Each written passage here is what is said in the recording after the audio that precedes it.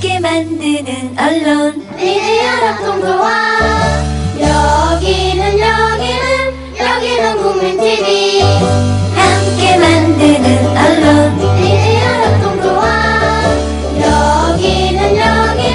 여기는 국민TV.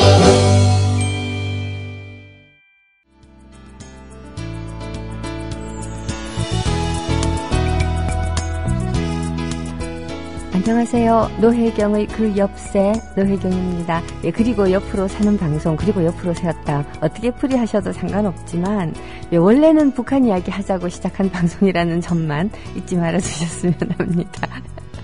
어제에 이어서 오늘은 시 이야기를 계속 하자라고 어제 얘기는 했는데 말하다가 또 어디로 셀지 알 수가 없어요. 저도 잘 모르겠어요.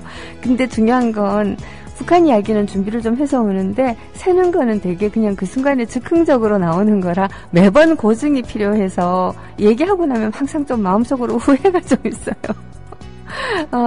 양해하고 재미있게 들어주셔서 감사하고요. 카페에 쿠폰 달아주신 윤혜원님, 한소리님 정말 감사합니다. 제가 매일 아침에 이정일 PD랑 저랑 커피를 한 잔씩 들고 오는데 오늘 가니까 있더라고요. 아주 행복했습니다. 잠시 광고 듣고 돌아오겠습니다.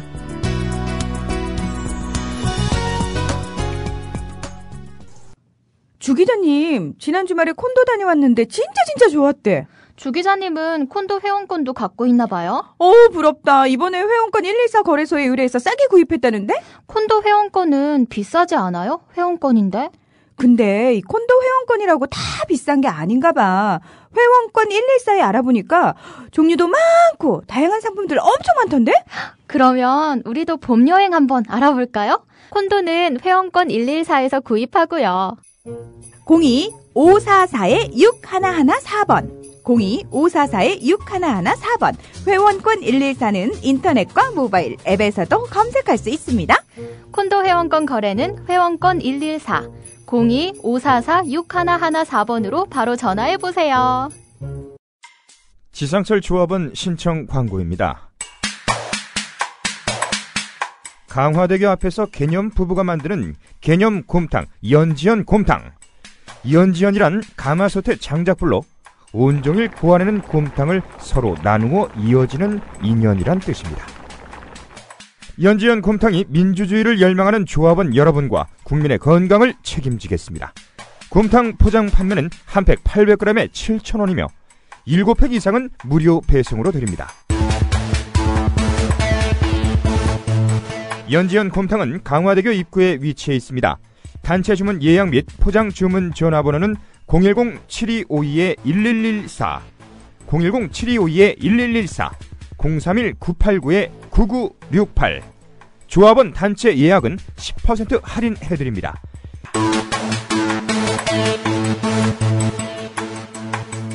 포장 판매 금액의 10%는 국민TV 후원금으로 쓰입니다. 제가 지난주에 술을 너무 많이 마셨더니 목이 조금씩 쉬어요. 그리고 갑자기 중간에 기침을 하게 되는 불상사가 안 일어나려고 이 커피를 한 잔 앞에 딱 갖다 놨는데 이게 지금 너무 뜨거워서 마시지를 못하겠어요. 그래서 중간에 실수로 이렇게 좀 캑캑거리더라도 정말로 용서해 주셨으면 좋겠습니다. 자, 어제 이어서 시 이야기라고 했는데 북한이 적어도 1960년대 한 중반 정도까지는 그래도 작가들, 문인들이 그 자기 자신의 시관을 가지고 그 시를 쓰려고 굉장히 애도 썼고, 그리고 실제로 평론가들과 시인들이 시를 놓고서 자기 자신이 문학관으로 서로 이렇게 토론하기도 하고 대립하기도 하고 하는 이런 이 논쟁의 문화가 약간은 살아 있었거든요. 이때 당시에 그러니까 50년대에서 60년대 초반에 이르기까지 이제 북한에서 사표로 삼았던 시인들 가운데 김소월과 이상화가 있었다라고 제가 말씀을 드렸어요.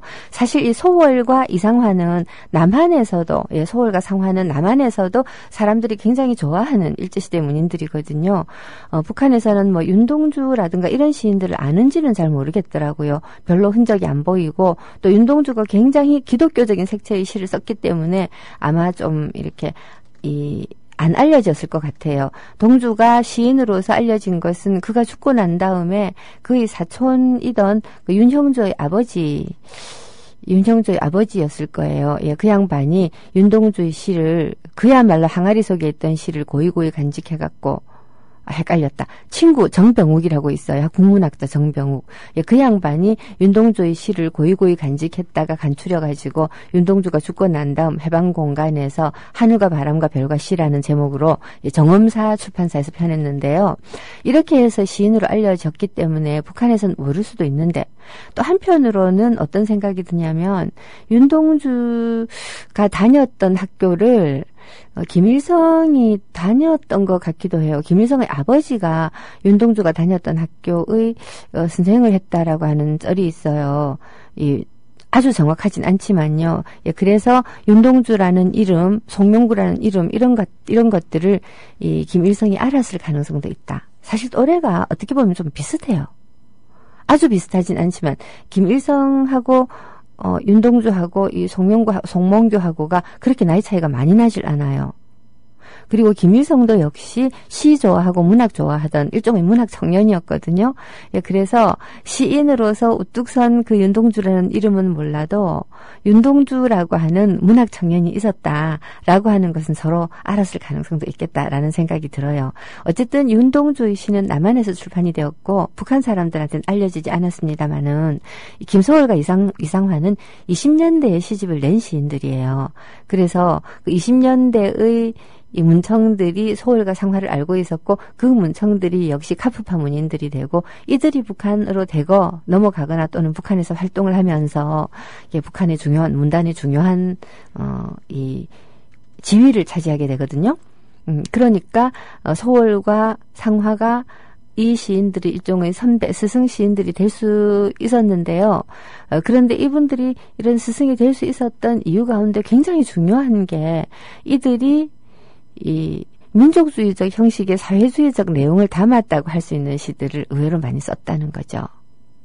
민족주의적 형식이라고 하는 것은 대개 리듬이라든가 표현 방법, 사투리, 이런 것들이 나오고요. 물론 상화는 우리에게 알려진 시들을 보면 굉장히 현대적이 아니냐라고 할 수가 있겠는데 약간 유장한 판소리가라 같은 것이 있죠. 그리고 소월은 서도 민요, 그 평안도 민요, 이런 어떤 민요의 풍이 있었고요. 이런 느낌을 이 두 사람의 시의 느낌을 많이 이어받은 게 요즘 우리나라 사람들이 엄청 좋아하는 외롭고 높고 쓸쓸하는 시인 백석이죠.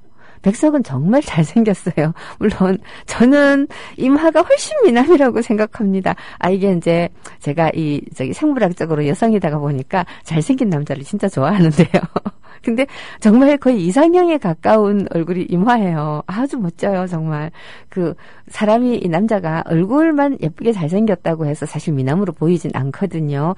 그가 지니고 있는 정신세계가 자기 외모를 받쳐줄 때 진짜 아주 기광장 캡숑, 울트라 캡숑으로 보이는 건데요.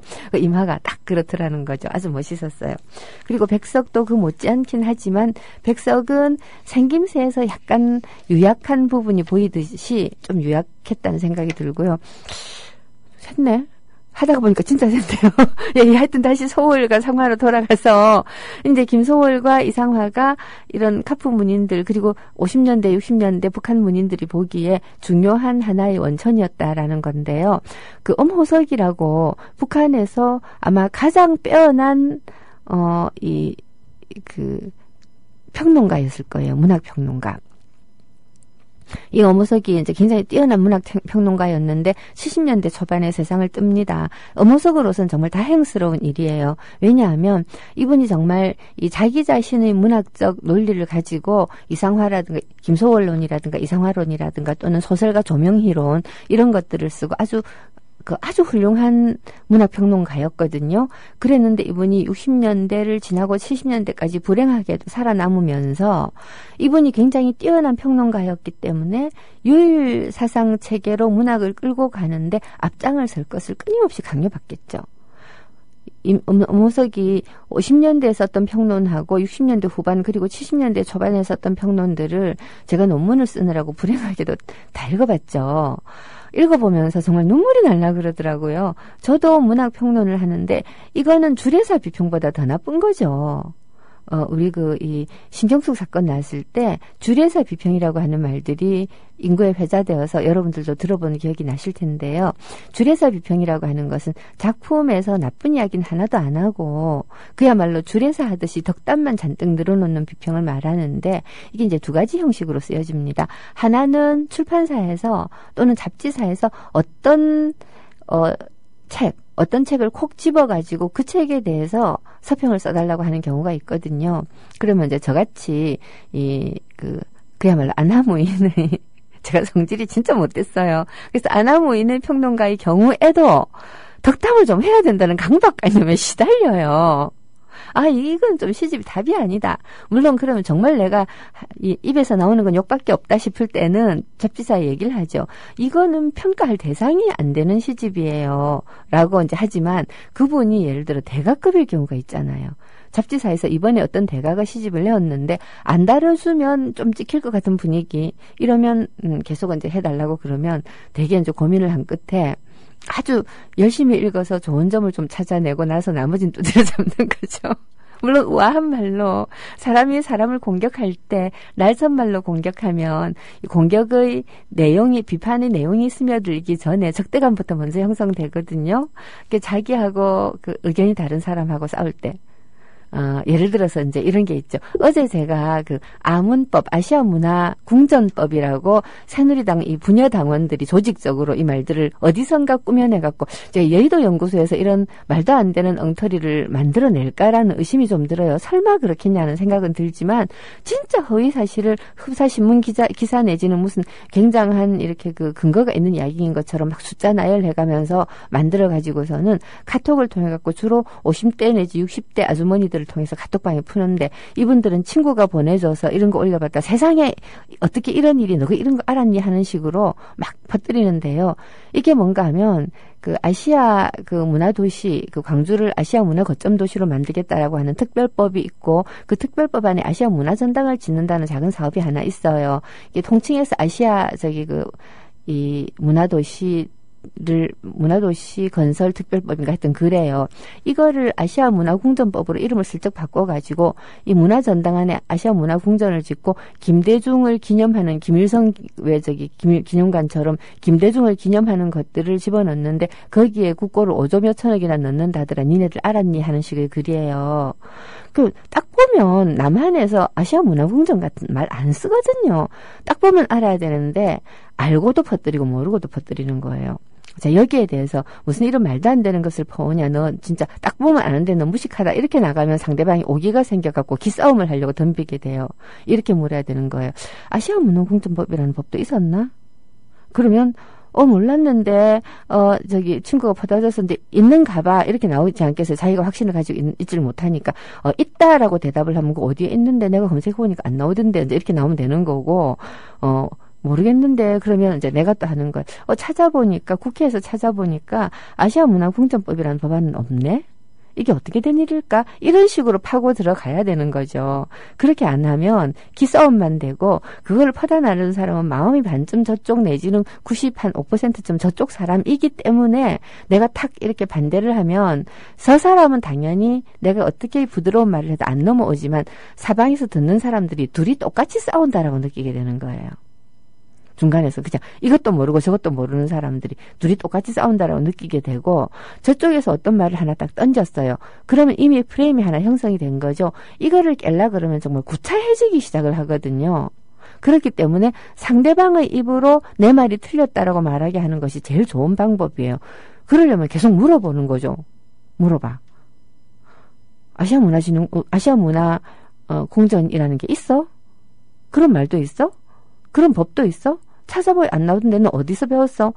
친구가 알려줬다. 그럼 그 친구한테 물어봐. 이상하네. 이렇게 친구가 이렇게 사실도 아닌 걸 막 퍼나르면 이상한 거 아니야? 너 이런 애하고 놀지 마. 이제 이렇게 나가야 되는 거죠. 잠깐만 무슨 얘기하다가 일로 왔지? 막 당황스럽네요. 네, 노래를 들으면서 무슨 얘기하다가 옆으로 쐈는가를 열심히 기억을 더듬었더니 김소월과 이상화가 우리가 알고 있는 것과 달리 어떻게 해서 50년대와 60년대에 북한에서 중요한 시인으로 대접받고 이 오모석 같은 평론가들이 중요한 이 작가로 자리매김을 했을까라는 얘기를 한 거죠. 엄격하게 말하면 엄호석이 이 소월과 상화를 현재 우리 시인들이 모델로 삼을 만한 좋은 시인이다라고 들이민 거죠. 한마디로 말해서. 예, 들이민 거예요. 예, 들이민 건데, 자, 이렇게 들이밀어가지고, 뭐, 조명희, 그리고 뭐, 김소월, 이상화, 이런 시인들을 과거에서 좋은 시인이다라고 얘기를 한 거고요. 그리고 이러한 원칙에 따라가지고, 그때 당시에 시들을 평가하고, 어떤 시인이 좋은 시를 쓴다, 그런 얘기들을 했다라고 볼 수가 있겠죠. 자, 이 얘기는 적어도 작가 동맹이라고 하는 동맹의 형식으로 시인들이 또는 소설가들이 묶여 있기는 하지만, 적어도 문학에서 어떤 것이 좋은 문학이다라고 판단하는 자율성을 문인들 자신이 가지고 있었다라는 이야기예요. 이게 되게 중요해요. 사실 자유와 자율성이라고 하는 것들이 약간 좀 서로 좀 섞이기는 하는데요. 이 자유라고 하는 것은 되게 이렇게 왜 자유주의 사회에서 자유라고 부를 때는 일단 정치적 자유를 이야기하거든요. 뭐 인신 구속, 주거 거주 이전의 자유, 뭐 그 인신의 자유 또 뭐들 하여튼 뭐 이런 자유들 헌법에 나와 있는 수많은 자유 조항들이 있잖아요. 이제 그 중에서도 정말 중요한 것이 선거에 참여하는 자유가 되게 중요하고 정치적으로 내가 내 의견을 박해받지 않고 표현할 수 있는 표현의 자유가 되게 중요해요. 그러니까 인신의 자유와 표현의 자유가 정말 중요한 자유지요. 그러면 이 북한에서 볼 때는 인신의 자유는 있는 편이라고 생각이 돼요. 물론 거주 이전의 자유는 별로 없어요. 거주 이전의 자유가 없는 이유가 북한이 보면 이렇게 약간 이 지방자치단체 스타일로 국가를 이 자치단체의 연합체 스타일 비슷하게 국가를 운영을 하다가 보니까 도와 도의 경계선을 넘어가는 것은 이 증명서 없이는 참 다니기 힘들고 그리고 북한 사람들은 국가에 고용되어서 일하는 고용노동자 비슷하기 때문에 자기 마을 그리고 자기가 근무하고 있는 직장 이것을 벗어나기에는 어떤 서류라든가 허가가 필요한 거죠. 근데 이거는 우리도 이렇게 가만히 보면 왜 이런 거 있잖아요. 그 내가 회사에 다녀요. 회사에 다니는데 내가 어디 다른데 한 며칠 사적인 볼일 보러 가려고 그러면 회사에 허락 받아야 되잖아요. 이런 것들을 조금 확대했다라고 뭐 굳이 애써서 굉장히 좋게 생각해 줄 수가 있어요. 근데 표현의 자유가 없다라는 거 이거 되게 치명적인 거거든요. 언제 50년대에서 60년대 사이의 작가들은 자신들에게 표현의 자유가 없다는 생각을 좀 덜 하지 않았나라는 생각이 들거든요. 왜냐하면 사람이 어떤 신념을 가지고 있을 때는 그 신념에 반하는 것들을 억압하는데 별로 죄책감을 안 느껴요. 아까 제가 그 아문법 이야기를 할 때 이렇게 부드럽게 살살 물어봐야 된다라고 얘기한 거는 이게 내가 진보좌파일 경우에는 내가 가지고 있는 생각이라든가 내가 올바르다고 느끼는 것이 그야말로 보편적으로 올바르다는 신념을 가지고 있기 때문에 거기에 위배되는 사람에게 대단히 공격적으로 나오기가 쉬워요. 너 틀렸어.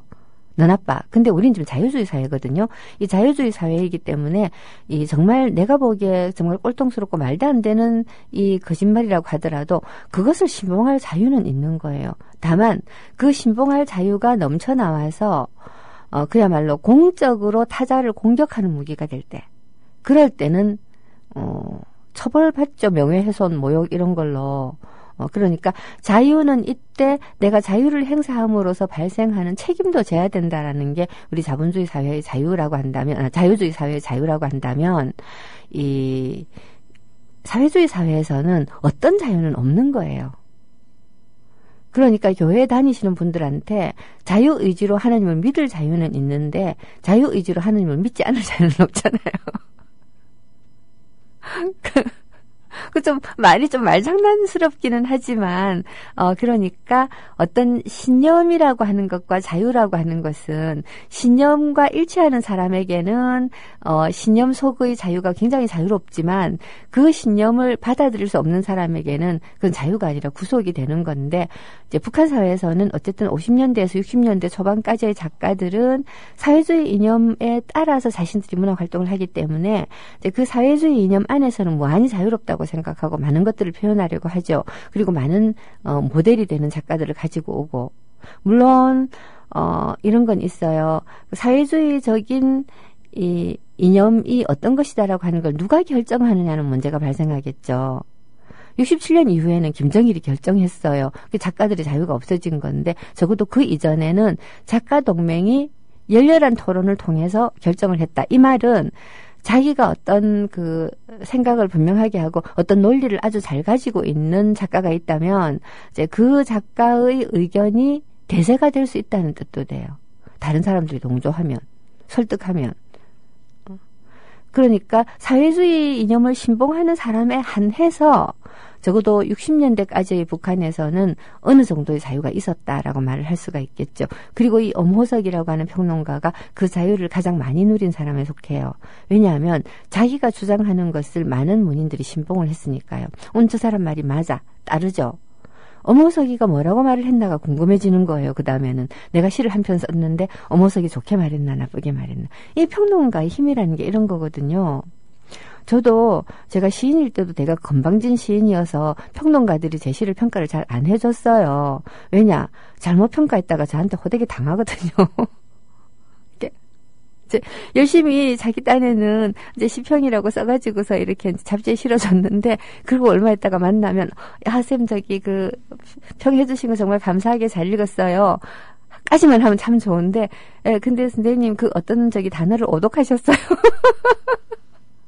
그거는 맥락상 이렇게 읽으면 안 되는 건데요부터 시작을 해갖고 더 심한 경우는 예를 들어 제 시 중에 이런 게 있었어요. 죽음에 이르는 병이라는 제목의 시였는데 시작이 그래요.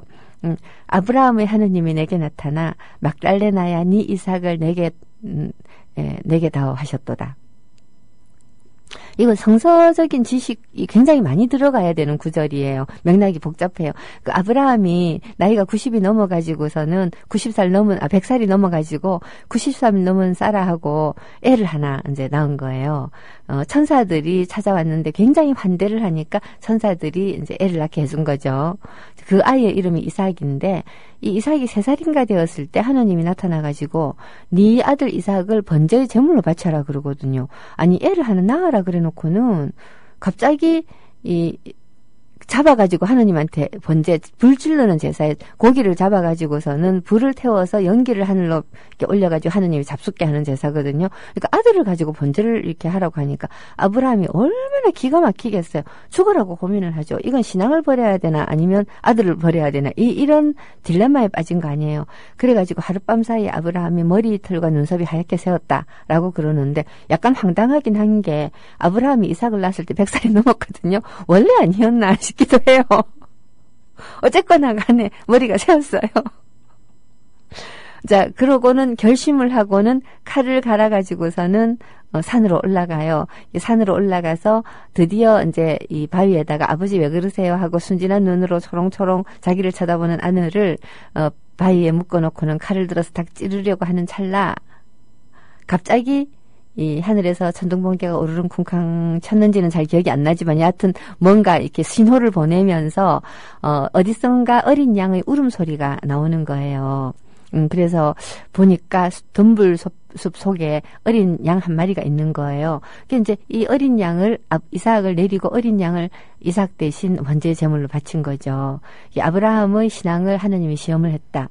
근데 이제 역사학자들은 이렇게 얘기를 해요. 그거는 실제로 그렇게 되었다기보다는 사람을 제물로 바치는 풍습이 분명히 이 원시 종족들 사이에 있었을 것이다. 그 사람을 제물로 바치는 풍습이 약간씩 변형되어서 이야기로 나타나는 게 어떤 마을에 괴물이 습격을 해가지고 이제 그 괴물이 처녀를 곡물로 바치기를 원해가지고 공주를 곡물로 바쳤다. 뭐 이런 이야기들이 우리 왜 이 그리스 신화에도 나오고 그리고 우리 옛날 이야기들에도 꽤 많이 나오잖아요. 이런 풍습이 유태족한테도 있었는데 그것이 이제 어린아이 곡물로 나타났고 그렇게 사람을 바치는 것이 결코 자비롭지 못하다는 생각에 어린 양으로 바꿔치기 한 그 시대의 이야기를 한 게 아닐까라고 말하는 역사학자들도 있어요. 여하튼 그 이야기를 게르케고르가 전율이라고 하는 책에서 그 세상에서 가장 길었던 하룻밤인가 이런 제목으로 이 에세이를 썼어요. 그걸 읽고 제가 전율을 느꼈어요. 근데 그 전율 책 옆에 죽음에 이르는 병이라고 하는 그 같은 에세이가 같은 책 안에 실려 있었는데 주제가 비슷하긴 한데 이 게르케고르는 죽음에 이르는 병을 고독이라고 얘기를 했거든요. 근데 저는 죽음에 이르는 병을 절망이라고 생각을 했어요. 그래가지고 전율하고 죽음에 이르는 병을 섞어서 아브라함의 이야기를 실어 쓴 거거든요. 그러니까 복잡하죠, 맥락이. 그게 사실 지금 생각해보면 좀 건방진시기는 해요. 그런 맥락들을 아는 사람에게는 굉장히 풍부하게 읽히는데, 모르는 사람에게는 그냥 한편의 연애시로 읽히는 이제 그런 시였거든요. 근데 이 평론가가 이제 그 시를 해설을 하면서 이삭이라고 하는 것은 막달레나가 사랑하는 사람일 것이다라고 틀리지는 않았어요. 틀리지는 않았는데 아브라함이 등장하고 이삭이 등장하고 막달레나가 등장하고 하나님이 등장하는데 어떻게 그것이 성서에 나오는 이름이라고 하는 걸 생각을 못하는지를 모르겠더라고. 그래서 아니 어떻게 그럴 수가 있어요라고 했다가 제가 그 평론가한테 정말 더럽게 밉보였거든요. 이게 이제 입진보들이 가지고 있는 정말 단점이죠. 정말 지독한 단점이죠.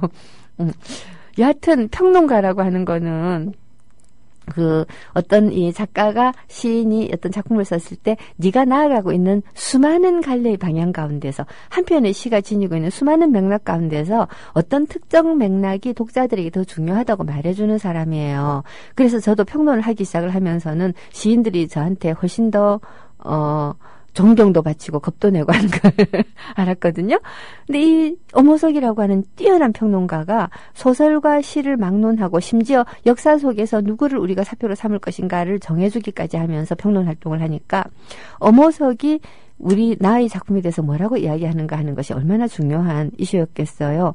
이렇게 대단한 평론가가 김일성 67년 그 갑산파를 숙성하고 김일성이 일종의 친위 쿠데타를 하고 난 다음에 그 다음부터 김일성을 시인이 그려야 될 시인의 얼굴은 시인 자신의 내면이 가장 주체적으로 변화해서 사회주의적인 인간으로 개조된 그 모습이다라고 주장하던 그 평론가가 시인이 쓰고자 하는 시인의 얼굴은 위대한 수령 동지다라고 말을 하기 시작을 하는 거예요. 저는 이분이 70년대 초반에 돌아가셨다고 기억하고 있는데 숙청당한 건 아니고 돌아가신 것 같은데 아마 화병으로 죽지 않았을까 하는 생각을 할 때도 있어요. 그가 진정한 평론가였다면 그건 정말 우라통 터지는 일이고 그야말로 생물학적 생명을 유지하기 위해서 자기 생명뿐이 아니잖아요. 자기가 숙청당하면 그때 당신 정말 삼엄하던 시절이니까 잘못하면 3대가 멸할 수도 있는데 자 그러니까 살아남기 위해서 자기가 어떤 그런 글들을 쓰지만 많이는 못 썼어요. 쓰지만 정말 이 기력이 쇠하고 간경화, 간경번 이런 것이 오지 않았을까라는 생각도 들거든요. 되게 슬픈 이야기죠, 이게. 네, 자꾸 김소월과 이성화 얘기하다가 정작 북한시로 들어가지도 못하고 있는데요. 여하튼 이런 북한에서 엄호석이 그야말로 스포트라이트를 비춘 시인이라고는 할 수 없지만, 이제 북한에서 최초로 인기 시인이었던 시인이 있어요. 제가 이 사람이 인기 시인이었다고 생각하는 이유는 별것 아니고, 조선문학이라고 하는 문학 잡지가 40년대에 창간이 되었거든요. 그래가지고서 시집들이 굉장히 많이 나오는데 어떤 시인으로서 최초로 시집 한 권에 대한 서평이 실렸던 시인이 제가 박사 논문 주제로 삼았던 김상호라고 하는 사람인데요. 이 사람에 대해서는 아주 기구한 이력이 있다라는 얘기를 여러분들한테 지난번에 해드렸을 거예요. 뭔가 부르주아틱한 시를 썼다라고 해가지고 출당 철직 당했다가 김일성이 그야말로 한 4번인가 5번인가 그 사람 어디 갔나 하고 찾는 바람에 할 수 없이 김정일이 이 찝차를 보내가지고 평양으로 데리고 왔다는 아주 대단한 이력을 가지고 있는 사람이에요. 근데 이제 60년대 초반에 56년, 7년 이때부터 시작을 해서 61, 2년 사이에 북한 내부에서 또 작가동맹 자체적으로 작가들을 굉장히 많이 솎아내요. 60년도인가 61년도인가에 한설야라고 하는 굉장한 소설가가 있었거든요. 이제 이 사람이 솎여나가요. 말하자면 장성택이 날아가듯이 이 김정일에 의해서 이제 날아가는 거죠. 이제 날아가고 나서 이 60년대 아주 초반부터 김정일이 김일성대학 졸업하고 이때부터 차츰차츰 이런 작가 동맹이라든가 예술가들이 단체들이 김정일의 손아귀에 장악되고 있을 이 무렵에 작가 동맹 안에서도 특별히 누군가 저 사람이다라고 위에서 찍어내리지 않아도 자기네들끼리 권력 투쟁을 하거든요. 이제 윗선에서 이러면 밑에 선에서는 이렇게 폐렴 걸린다고 그러잖아요. 그러니까 위에서 어떤 원칙을 가지고 부르주아지적인 것들을 솎아내라라고 하는 이런 원칙이 있으니까 밑에서는 그 작가 동맹에서 권력을 쥐고 있었던 쪼무레기들이 자기들이 보기에 자기들을 능가할 만한 약간 자유주의적인 사상을 지니고 있는 약간 리버럴한 이런 사람들을 솎아내기 시작을 하는 거죠. 이 김상호라는 사람도 지금식으로 따지면 북한의 리버럴이라고 할 수 있어요. 우리도 보면 진보 좌파들은 리버럴들을 되게 싫어해요. 유시민이 보면 전형적인 리버럴이고 진중권이 또 약간 싸가지 없는 리버럴이거든요. 자, 근데 이 리버럴한 사람들하고 진짜 이 좌파적인 사람들, 이 소셜리스트들하고 상당히 달라요. 이게 리버럴한 사람들은 그야말로 세상이 1000만 번 변해도 내가 제일 중요해요. 이 문제에 관해서 내가 니를 괴롭히지 않는 한 내가 뭐라고 생각하든 네가 무슨 상관이야. 근데 이제 이 사람들이 굉장히 진보적이고 좌파적인 정치적 발언을 하는 이유는 우리나라의 수구 꼴통들이 너무나 다른 사람의 자유를 침해하고 괴롭히니까 너 그 괴롭히면 고약하다라고 말을 하는데 이게 이제 진보를 밀어주는 결과가 되는 것이라서 서로 같은 편으로 보이지만 사실은요, 진짜 좌파들한테 물어보면 이 사회 속에서 솔직하게 그런 말을 하면 안 되는데 새누리당보다 리버럴이 더 싫은 거예요. 왜냐? 새누리당이 꼴통이라는 거는 다 알아요. 정말 악질 반동 분자들이라는 건 다 알아요. 근데 리버럴들도 사실 알고 보면 자유주의이기 때문에 사회주의의 적이거든요. 근데 우리나라에서는 자유주의도 제대로 안 돼 있으니까 사회주의까지 가려면 좀 갈 길이 멀어요. 자, 그러니까 리버럴하고 손잡고 가긴 가지만 언제나 불안하고 리버럴이 전체를 장악할까 봐 걱정이 되는 거죠. 물론 이 진짜 사회주의자들이 제 이야기를 들으면 저런 말도 안 되는 리버럴이 정말 어디서 똥폼 잡는 소리만 하고 있네 라고 할 수도 있어요. 제가 리버럴이라서 제가 하는 소리거든요. 이게 잘난 척하면서. 이게 리버럴의 특징은 쪼매하는 것 같고 막 의시되는 것도 있어요. 하여튼 이제 근데 이 김상호라고 하는 사람이 한 60년대 초반, 50년대 후반, 60년대 초반 이렇게 작가 동맹을 장악했던 사람들이 보니까 이거 좀 약간 좀 이 부르주아지적으로 좀 문제가 좀 있는 거죠. 그래서 이 사람을 이제 몰아내겠다고 생각을 하고 그리고서는 이제 이 사람은 시에 대해서 이제 시비를 걸기 시작을 하는 거예요. 시에 대해서 이제 엄청나게 시비를 걸어요. 어떤 식의 시비를 거는가 하면 네 시가 한마디로 말해서 매가리가 없고 뭔가 이 감상적이고 태폐적이다. 내지는 너무 이렇게 부르주아틱하다. 막 이런 식의 이야기를 하는데 이제 제가 정말 그렇게 해서 밀려나간 사람 중에 정말 아까웠던 사람이 김순석이라고 하는 시인하고 김상호라고 하는 시인인데요. 특히 김순석은 김상호하고 조금 다르게 정말 서정적인 시를 썼어요. 진짜 서정적인 시. 이거부터 소개를 할게요. 김순석부터 소개하는 게 낫겠다. 순서적으로. 김순석이 굉장히 성토받은 시 중에 사실은 굉장히 사랑받았던 마지막 오솔길이라고 하는 시가 있거든요. 이 마지막 오솔길이라고 하는 시는 이제 한마디로 말해서 신장로가 닦이잖아요. 도락구가 와가지고서는 길을 밀고 신장로가 닦이면서 사람들이 원래 다니던 마지막 오솔길이 사라져간 것에 관한 이제 그 시를 썼어요. 사라져가는 것에 관한 시를 썼는데 시 낭송할 시간이 있을까? 게다가 제가 낭송 되게 싫어하는 사람인데 어쨌든 해봅시다. 아이까지 거. 음악 없습니다. 그냥 갑니다. 마지막 오솔길. 한 단어 한 단어를 음미하면서 들어주세요. 잘 가거라 마지막 오솔길. 내 위에 오래 서렸던 한숨같이 두 줄기 끝없는 달구지 자국도 자국에 따라 우거진 진새 풀순구리도. 허술하고 초라하고 인적기 없어 눈에도 띄우지 않은 고향의 좁은 오솔길. 마지막으로 올해 나를 걸쿠어달라. 맨발에 밟히던 흙내음새, 꼴단을 비어지고 소를 몰며 같이 비에도 젖었던 사이, 같이 해에도 말렸던 사이. 해 뜨기 전 있을 무렵엔 머슴의 처지가 하도 애처로워서 너는 풀잎에 나는 두 눈에 같이 눈물도 흘렸던 사이. 우리 피차에 무슨 좋은 일 있었던가? 너는 덤불에 묻혀 나는 가난에 묻혀. 기름치지 않은 달구지 소리처럼 어린 날이 짓궂은 세월은 굴러갔지. 넓은 길은 깔린다. 전선줄이 노래하며 뻗는다. 뜨락돌의 가벼운 동음 땅을 흔든다. 가슴을 흔든다. 잘 가거라 마지막 오솔길. 천년 너와 함께 짜던 가난도 슬픔도 삐걱이던 달구지 소리도 영원히 영원히. 예, 시 참 잘 썼죠. 그리고 되게 아주 가슴을 저미게 하는 구절도 있어요. 예를 들어서 너는 풀잎에 나는 두 눈에 같이 눈물도 흘렸던 사이, 같이 비에도 젖었던 사이, 같이 해에도 말렸던 사이. 이러한 말들이 굉장히 감각적으로 와서 닿는 거예요. 근데 이 사람이 쓰고자 하는 원래 핵심은 넓은 길을 깔린다, 신난다, 기쁘다, 잘 가거라 마지막 오솔길, 내가 너와 함께 이렇게 겪었던 모든 것들이 우리 피차에 무슨 좋은 일이 있었던가, 그냥 슬펐던 사이 아니냐, 슬펐던 사이 아니냐, 그러니까 잘 가거라, 천년 너와 함께 있자던 가난도 슬픔도 영원히 가라, 또락도 소리와 함께 영원히 가라.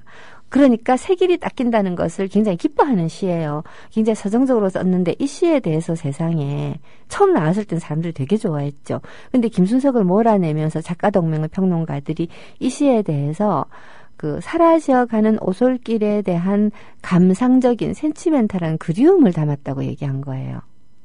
저는 어느 정도는 그 평론가들의 눈이 맞았다고 생각을 해요. 왜냐하면 여기 언어들을 보면 어쨌든 비록 그 고통에 어렸던 순간이지만 자기의 젊음이 녹아있는 곳이기 때문에 애상적인 정서, 어떤 소회에 젖지 않을 수가 없어요.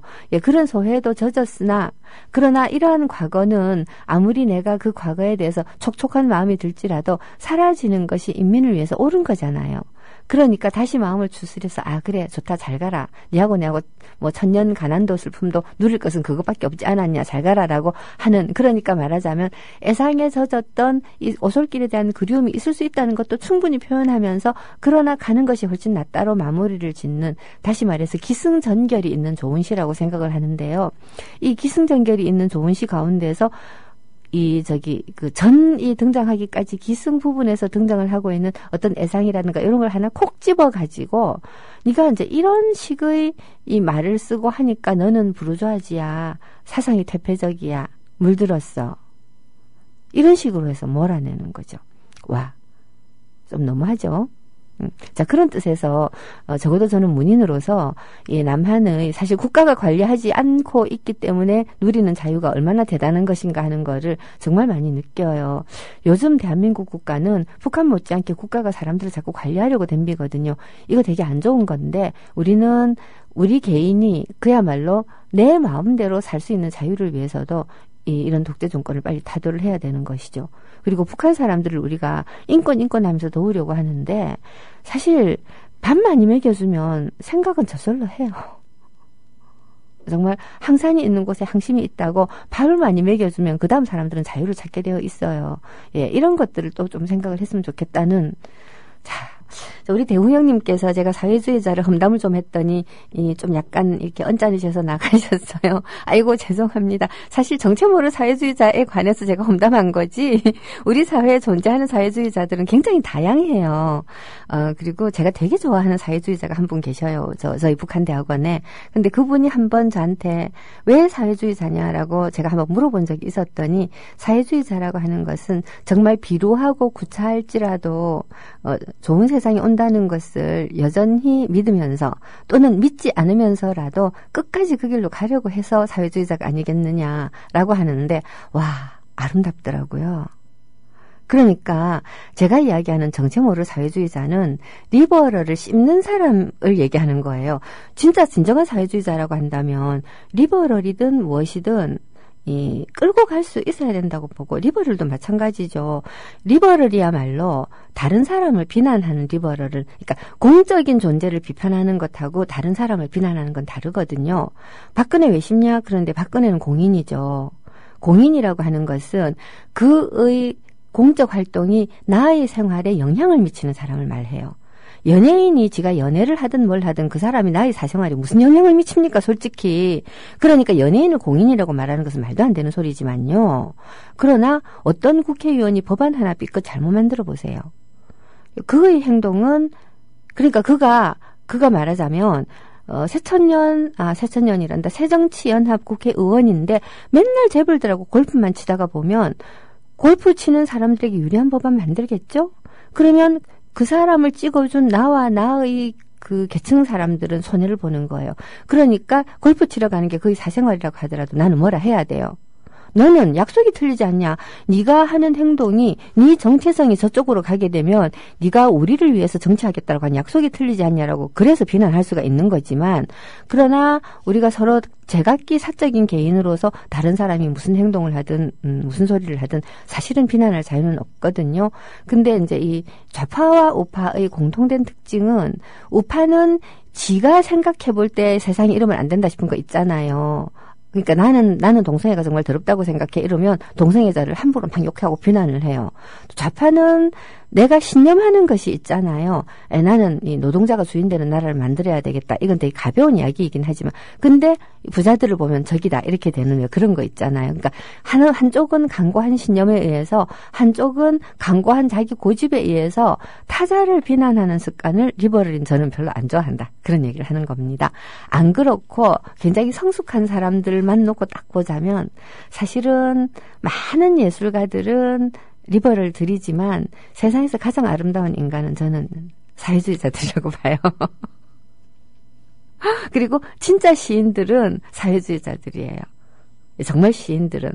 소설가들은 리버럴이 많고 하지만 정말 아름다운 시인들은 왜 사회주의자들이냐. 정말 하느님을 절실하게 믿는 사람은 사회주의자가 될 수밖에 없는 거하고 똑같은 이치예요. 자아를 비워서 이 공동체와 다른 인간, 세상 이런 것들을 위해서 자기를 헌신할 수 있는 존재가 사회주의자인데 그거는 진정한 종교인하고 똑같은 거거든요. 그래서 사회주의가 좋은 뜻으로든 나쁜 뜻으로든 종교하고 되게 많이 닮아 있는 거죠. 좋은 뜻으로는 방금 제가 얘기한 이런 의미에서 닮아 있는 거고 나쁜 뜻으로는 북한같이 되는 거예요. 그리고 저기 어디냐 무슨 교회 뭐 이런 교회들 있잖아요. 뭐 김홍도 목사가 거느리는 교회 뭐 이런 교회 내지는 신천지 뭐 이런 것들처럼 되는 거죠. 이 종교가 나빠지면 그 사회주의가 나빠지면 북한같이 되고 종교가 나빠지면 신천지처럼 된다. 뭐 말 됩니까? 신천지 말고도 뭐 천지 빽깔이던데요. 뭐 대한민국 대형 교회들. 아유 그리고 또 누구라고 말은 안 하겠습니다만 뭐 하여튼 좀 이 천주교회 높은 분들 중에도 그런 분들 계시죠. 하여튼 뭐 그렇습니다. 방금 들으셨던 이 김순석 같은 시인들은 50년대에 북한에서 정말 인기 있었던 시인이고 정말 사랑받던 시인이고요. 그리고 이 사람은 김일성 종합대학에서 후비들을 가르치던 문예창작과 교수이기도 했어요. 그랬는데 이제 이분이 숙청이 되어가지고 워낙 잘 쓰고 잘 가르치니까 완전히 이렇게 김상호처럼 염소치로 보내지는 않고 김일성 대학에서 여전히 학생들을 가르치는 일은 하다가 이분도 좀 일찍 죽은 걸로 알고 있어요. 자, 이런 식으로 정말 훌륭하고 아름다운 이 작가들이나 시인들이나 비평가들이 정말 오래 못 살고 지명에 못 살고 속병이 터져서 무수하게 죽어갔던 시절이 북한의 67년 이후의 이 환경이 아니었을까 하는 생각이 드니까 좀 서글퍼요. 많은 분들이 이해하고 있는 북한은 사실 67년 이후 그리고 더 많은 분들이 고난의 행군 이후에 굶어 죽어가고 있는 북한들을 굉장히 많이 생각을 하고 계시죠.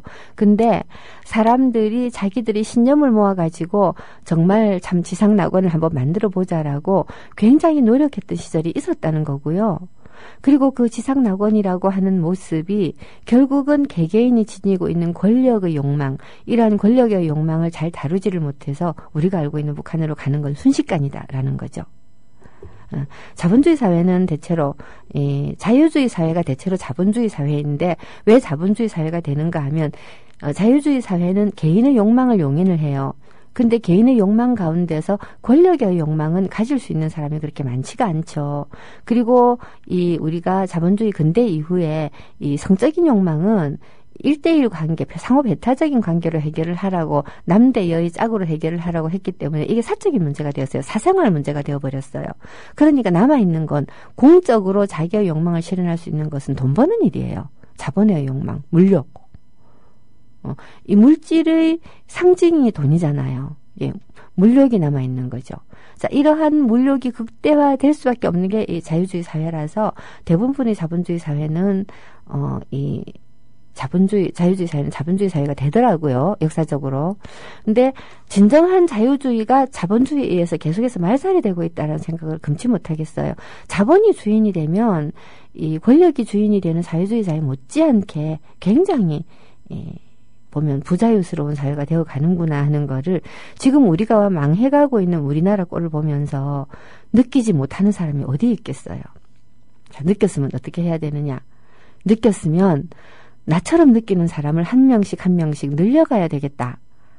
라고 저는 생각을 하죠. 늘려가는 방법은 시작할 때 말씀드렸듯이 너는 틀렸어가 아니라 그래 너는 이렇게 생각하는구나. 근데 이렇게 다르게 생각해보는 방법도 있지 않을까라든가 확신을 가지고 어떤 주장을 하는데 그 주장이 틀렸다는 걸 내가 명확하게 알 수 있을 때는 그래? 처음 알았네?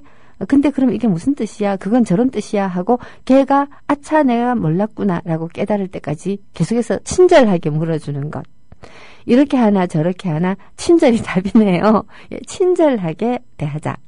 자, 이 대호영님 이 방송 안 들으시겠지만 어쨌든 죄송하게 생각해요. 이 사회주의자라고 얘기를 할 때 사회주의자라는 어휘가 굉장히 외연이 크잖아요. 저는 굉장히 협소하게 얘기를 했으나 굉장히 외연이 큰 어휘를 사용하면 오해가 발생을 하고 오늘 그런 오해가 발생할 수 있다는 걸 오늘의 교훈으로 삼겠습니다. 자, 그럼 오늘 여기까지 하고요. 내일 다시 뵐게요.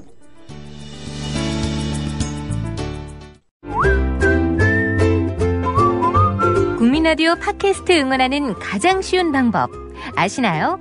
다운로드하기, 별점 주기, 댓글 달기, 구독하기. 국민라디오 팟캐스트 널리 알리는 가장 쉬운 방법. 다운로드하기, 별점 주기, 댓글 달기, 구독하기. 기억하세요. 다운로드하기, 별점 주기, 댓글 달기, 구독하기.